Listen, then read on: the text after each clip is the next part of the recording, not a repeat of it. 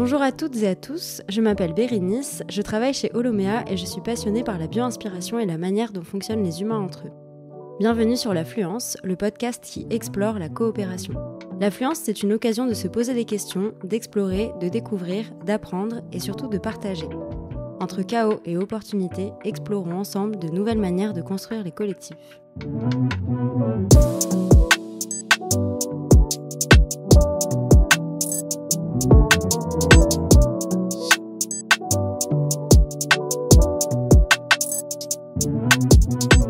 Aujourd'hui, on enregistre un épisode à l'occasion de la Biomime Expo, un événement organisé par New Corp Conseil qui rassemble les acteurs et actrices du biomimétisme en France et qui a lieu les 11 et 12 juin 2024 au Parc Floral de Paris. Nous allons donc explorer la coopération, mais sous l'angle du vivant et de la bio-inspiration. Comment le vivant peut nous inspirer des modes de fonctionnement collectifs ? Pour répondre à cette question, je suis en compagnie de deux invités. Irène Alvarez, médiatrice Nature Culture, ancienne directrice du Centre de recherche sur les écosystèmes d'altitude Le Créa Mont-Blanc, et fondatrice d'Immersion Montagne et accompagnatrice en montagne. Et je suis aussi accompagnée de Christine Ebadi, cofondatrice de Holomea, qui nous apporte son expertise sur la transformation organisationnelle et les collectifs.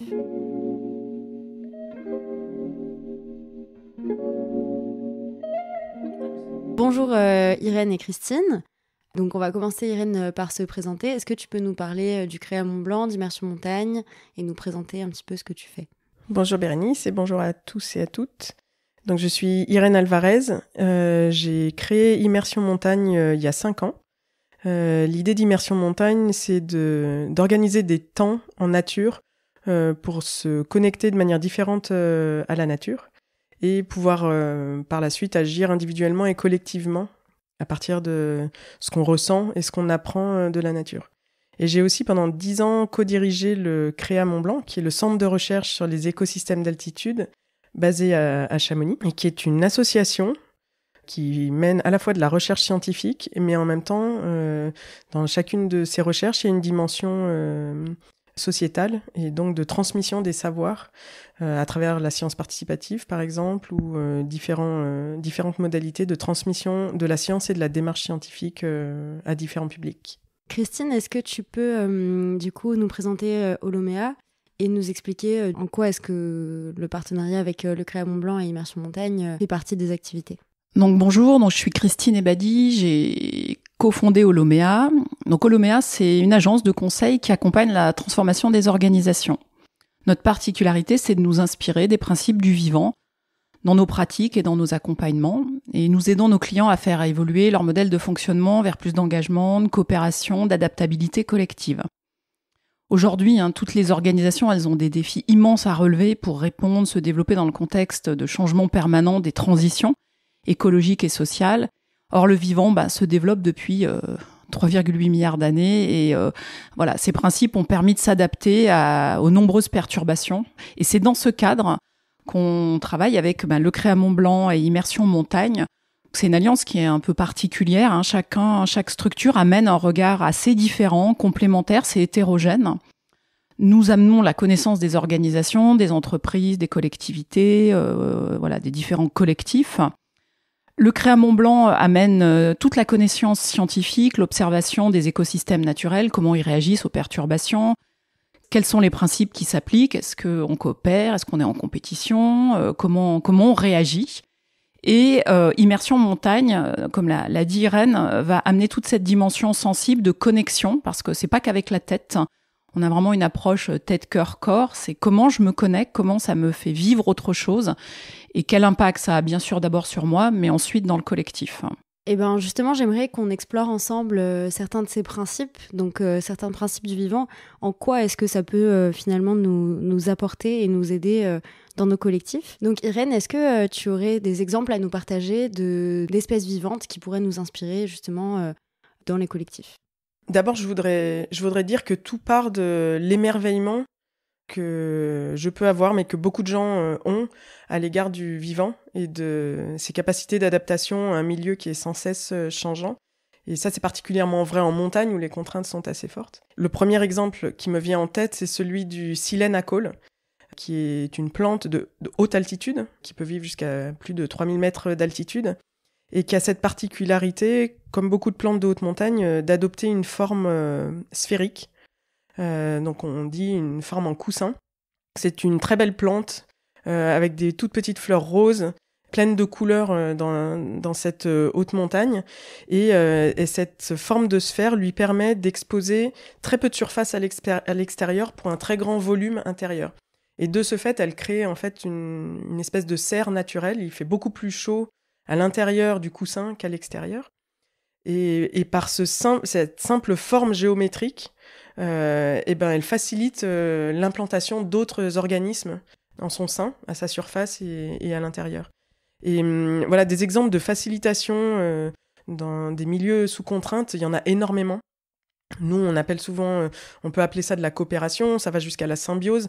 Mais déjà, le fait que l'ingéniosité du vivant va permettre à d'autres vivants de mieux vivre, entre guillemets, en tous les cas de s'implanter et de se développer dans des endroits où on ne les attend pas. De cet exemple de forme géométrique qui favorise l'implantation d'autres organismes, en quoi est-ce que ça peut être quelque chose qu'on peut ramener dans le domaine des collectifs et qu'est-ce que ça peut nous inspirer dans nos manières de fonctionner ensemble ? En tout cas, moi, ce que je comprends de cette plante, c'est qu'il y a vraiment une dimension collective, une dimension de protection collective, où on va mettre certaines espèces ensemble. Je sais qu'il y a d'autres espèces qui sont à l'intérieur, même qui sont accueillies par le silène. Évidemment, ça vient sur, finalement, qu'est-ce que c'est qu'un collectif dans une organisation ? Jusqu'à finalement relativement récemment, une organisation, c'était fait pour être efficace, c'était fait pour dérouler, pour produire. Chaque individu est attendu dans une forme de performance. On se rend bien compte que dans le contexte aujourd'hui, chaque individu ne peut pas grand-chose. On est un peu démunis sur pas mal de sujets et on a besoin de coopérer. Une des définitions qu'on peut donner de la coopération, c'est parce que la coopération, finalement, c'est pas simple. C'est prendre en charge les contraintes de l'autre. C'est de se dire, on a un destin commun. Dans le cas de la silène, c'est de survivre dans des situations difficiles, sous contrainte, en altitude, comme l'a dit Irène. Finalement, nos organisations, elles sont soumises aux transitions, aux grandes transformations, les chocs répétés qu'on subit depuis quelques années. Et cette question de la coopération, c'est finalement comment on arrive à être ensemble et à s'adapter collectivement à tout ce qui nous arrive.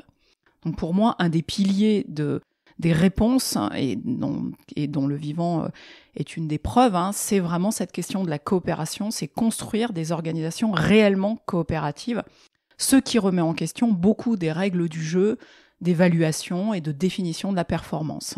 Il y a même une coopération du coup intercollectif, parce que là, dans le cas de la silène, en fait, elle favorise l'implantation d'autres organismes. Il y a peut-être une notion aussi de coopération multi-acteurs. Alors dans le cadre du silène, il y a d'abord une coopération, pour moi en tous les cas, avec le milieu, c'est-à-dire le climat. Je vais me ramasser au sol plutôt que de pousser à 2 mètres de haut pour bénéficier en fait du peu de chaleur qu'il y a au sol. Donc il y a une coopération avec le milieu. Mais il y a aussi effectivement des micro-organismes, des insectes, des plantes qui vont pouvoir s'implanter dans ce silène. Mais ce que je voudrais préciser aussi, c'est qu'il y a une grosse différence entre ce dont je peux témoigner des milieux naturels et ce dont témoigne Christine des milieux humains. C'est que le silène n'a pas l'intention d'accueillir tous ces organismes. C'est le vivant coévolue, enfin tous ces organismes coévoluent pour chacun trouver leur niche écologique. Et il y a des interactions qui sont positives pour l'ensemble des partenaires et juste des interactions de facilitation sans aucune intention en fait de collaborer.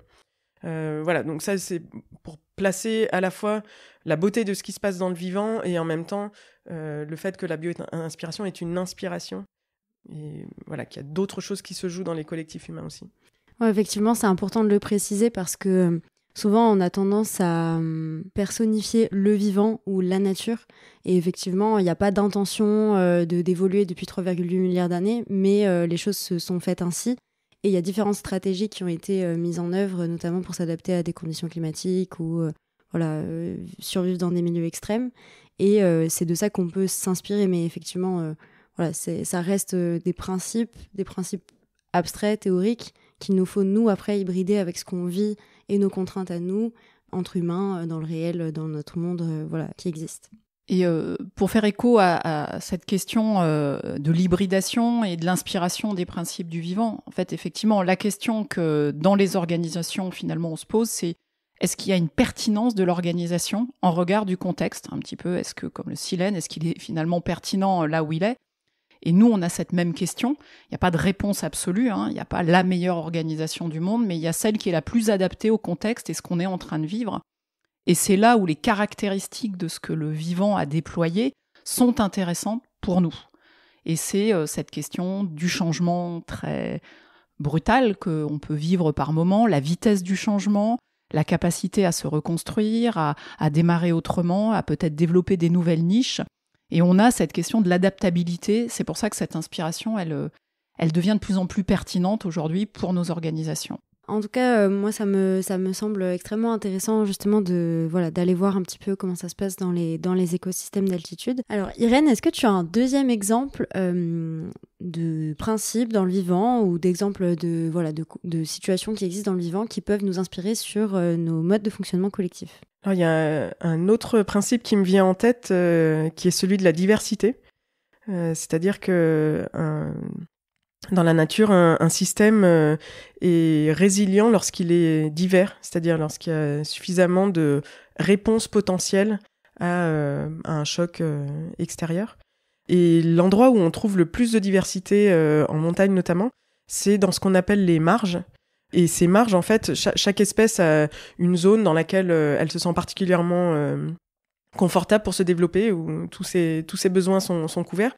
Et puis, légèrement au-dessus de cette zone ou en dessous de cette zone, on continue à observer des individus de cette espèce qui sont dans une zone beaucoup moins confortable pour eux, mais qui continuent à se développer. Et on pourrait les appeler des marginaux, puisqu'ils vivent dans les marges. Et la plupart du temps, effectivement, ces stratégies sont vouées à l'échec, puisque les conditions ne sont pas suffisantes pour qu'ils s'installent. Mais dans des conditions où, par exemple, le climat change actuellement, les conditions deviennent plus favorables en altitude, eh ben, on voit se développer des arbres aux marges de la forêt. Et ce sont ces arbres qui, potentiellement, vont donner les graines de la forêt de demain. Et donc, ça nous interpelle sur ce catalogue, cette diversité du catalogue des réponses possibles et la place des marginaux, entre guillemets, dans le maintien de l'écosystème. Et du coup, Christine, qu'est-ce qu'on pourrait abstraire de cet exemple-là qu'on pourrait du coup ensuite ramener dans le domaine des organisations et des collectifs ? Dans la question de la diversité, de la marginalité, de l'innovation sont des grands enjeux pour les organisations. Pourquoi ? Parce que nos organisations, elles sont issues de la pensée industrielle. Elles visent la standardisation, l'homogénéisation pour être capables de répéter certaines actions et qui, dans le volume, vont donner des produits, des services que l'entreprise va vendre. Et le gros sujet que ça soulève, c'est que cette question de la répétition marche bien tant que l'écosystème est stable, tant que la demande est toujours la même, c'est pertinent. Dans un contexte où il y a beaucoup de contraintes, beaucoup de changements, beaucoup de transformations, quand un choc ou une grosse perturbation arrive, on n'est pas prêt, on n'est pas capable en fait de répondre parce qu'on a ultra optimisé une chaîne, on a plutôt recruté des gens qui étaient plutôt similaires, ça vient faire écho à la question de la diversité. Quant aux marginaux, si on peut les nommer comme ça, les personnes qui fonctionnent de façon atypique, la plupart des organisations, peut-être pas toutes, mais la plupart ont du mal à les intégrer dans les collectifs, elles sont plutôt tenues à l'écart. Donc il y a un énorme enjeu, Irène a parlé de catalogue d'adaptation, il y a un énorme enjeu pour les organisations d'avoir des catalogues variés, d'avoir des catalogues diversifiés, et donc ça se base forcément sur des personnes aux modes de fonctionnement différents, avec des idées différentes, et ça fait écho à finalement comment le collectif il arrive à les intégrer, comment il arrive à les faire coopérer. C'est complètement pertinent à notre échelle aujourd'hui dans notre contexte. Merci déjà pour ce partage sur ces principes et je trouve qu'on comprend bien en quoi est-ce que ça peut être abstrait puis ramené dans le domaine des collectifs et des organisations. Concrètement, en tant que collectif, comment on fait aujourd'hui si on veut appliquer ces principes-là ? Déjà, il y a une première chose, quand on a commencé à travailler ensemble, cette triple alliance, c'est cette question tête, cœur, corps. En fait, dans l'organisation classique est surtout invité la tête, finalement très peu le corps et le cœur. Et on se rend compte que pour amener des transformations, fonctionner à un autrement, se reconnecter finalement aux vivants qui nous entourent et en prendre soin, parce que c'est bien une question de soin finalement dont on parle, on a besoin de le vivre, on a besoin de l'expérimenter. Et c'est vraiment ce qui nous a donné l'idée avec Immersion Montagne et le Créa Mont-Blanc, finalement d'emmener les gens, les équipes, en nature, à l'extérieur, à la fois pour avoir cette reliance, cette connexion, cette observation et cette hybridation, j'allais dire, in situ. Parce que c'est des mots, là, ce qu'on partage, il faut le vivre. Enfin, il y a quelque chose de l'ordre de l'émotionnel, du sensible, qui me semble indispensable. Moi-même, je suis passée par ça. C'est parce que j'ai eu cette expérience que la suite s'est finalement enclenchée. Je pense qu'effectivement, le fait de vivre ces principes, qu'ils soient nommés ou pas, mais simplement de vivre l'écosystème et de retrouver en fait notre appartenance au vivant en tant qu'individu et en tant que collectif, me semble essentiel à la fois par les sens et évidemment par la science. Ça fait écho, je trouve, à la question de l'émerveillement dont tu parlais au début de l'épisode, de retrouver peut-être aussi l'émerveillement de choses simples, voir des petites fleurs roses, de voir des animaux tôt le matin, voilà, d'avoir aussi peut-être cette ouverture sur ce qui se passe autour de nous et pour pouvoir à nouveau être dans une logique voilà, d'émerveillement vraiment face à la beauté de ce qui nous entoure finalement.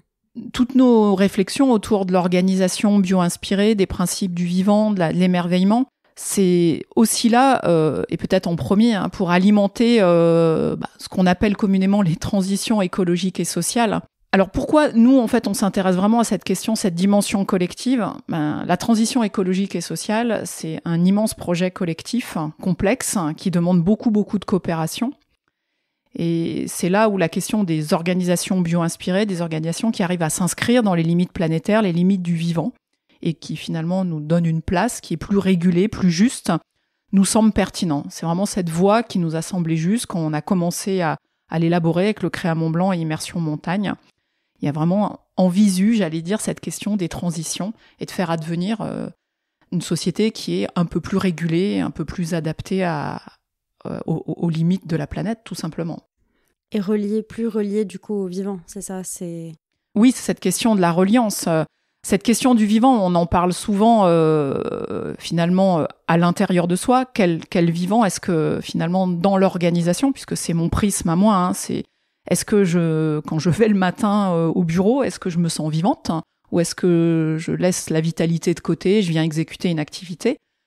Moi, ma proposition, c'est quand on passe autant de temps dans les entreprises ou dans les collectivités ou autres, on a besoin d'avoir cette vitalité. C'est ce vivant entre les personnes qui est absolument nécessaire et qui est ce qu'on est en fait, et ce qu'on aime. Et puis c'est ce vivant autour de nous qui nous reconnecte à ses limites parce que l'être humain est une espèce parmi d'autres. Et voilà, c'est la question de notre place, notre juste place. Je dirais que le fait d'être en nature et de passer du temps en nature permet effectivement cette reconnexion à soi, aux autres et à tous les autres, à tout le vivant qui nous entoure. Et puis je pense aussi que la démarche d'observation et de questionnement que propose la science permet d'une certaine manière de révéler l'invisible. C'est-à-dire qu'en prêtant attention à ce qui se passe autour de nous, on observe des choses qu'on ne voit pas de manière quotidienne. Et je pense que c'est un des enjeux des collectifs humains, c'est aussi d'arriver à lire tout ce qui s'y passe. Et voilà, en ça, la nature nous enseigne à observer tous ces signaux faibles qui font qu'on arrive à fonctionner ensemble et qu'on arrive à perdurer, tout simplement. Merci à toutes les deux pour cette discussion que j'ai trouvée passionnante. Et donc si vous, auditeurs et auditrices, vous souhaitez en savoir plus sur la bio-inspiration à l'échelle des organisations, vous pouvez nous retrouver à la Biomime Expo, donc les 11 et 12 juin 2024 au Parc Floral de Paris, sur notre stand commun, donc Holomea, Créa Mont-Blanc et Immersion Montagne.